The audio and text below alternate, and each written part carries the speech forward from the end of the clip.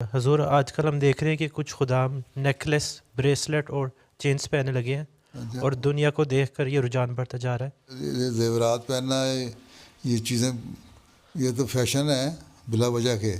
اگر محترم تربیت جو ہے وہ صحیح ہے اور آپ کا سیکٹری تربیت جماعت کا صحیح ہے اور لجنہ میں تربیت والے صحیح ہیں اور انصار میں تربیت والے صحیح ہیں، تو اس قسم کی فیشن کی والی عادتیں نہیں پڑیں گی. کتنے لوگ ہیں پہلے یہ دیکھیں نا، ٹھیک ہے، ان کو بچوں کو بتائیں کہ اللہ تعالیٰ نے جو سجاوٹیں ہیں نا اس طرح کی، ان کو غلط کہا ہے. انگوٹھی پہن لیتے ہیں علیہ السلام کی، ٹھیک ہے، بعض لوگ کہتے ہیں جی ہم نے علیہ السلام کا بریسلیٹ بنایا ہوا ہے، لیکن بہتر یہی ہے کہ سجاوٹوں کے بجائے مرد کو مرد بن کے رہنا چاہیے، ٹھیک ہے. اور اسی سے پھر دوسری عادتیں پڑتی ہیں. وہاں ٹیٹوئنگ وغیرہ کا بھی رواج بہت زیادہ ہے ہالینڈ میں. اسی طرح پھر عادتیں پڑتی ہیں، پھر وہ ٹیٹوئنگ کا شروع ہو جاتی ہے، پھر وہ اپنے بازو چھلانے لگ جاتے ہیں، کبھی مختلف جسم کے حصوں میں کھدوانے لگ جاتے ہیں، ٹیٹو کروانے لگ جاتے ہیں. تو ان کو تربیت کی ضرورت ہے. ان سے سمجھاؤ کہ اسلام کیا کہتا ہے مرد کے لیے کیا ذمہ داریاں ہیں.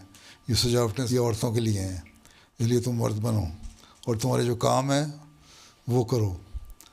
وہ کیا کام ہے کہ خدا سے تعلق پیدا کرو اور اسلام کو پیغام دنیا میں پہنچاؤ. خدا کی تربیت ایسے نہج پہ ہونی چاہیے ان ملکوں میں، ٹھیک ہے. اب محترم اطفال ہیں تو اطفال کی تربیت کریں نا اس نہج سے، تاکہ جو خدام میں جائیں تو ان کو ان باتوں کو پتہ ہو، ٹھیک ہے.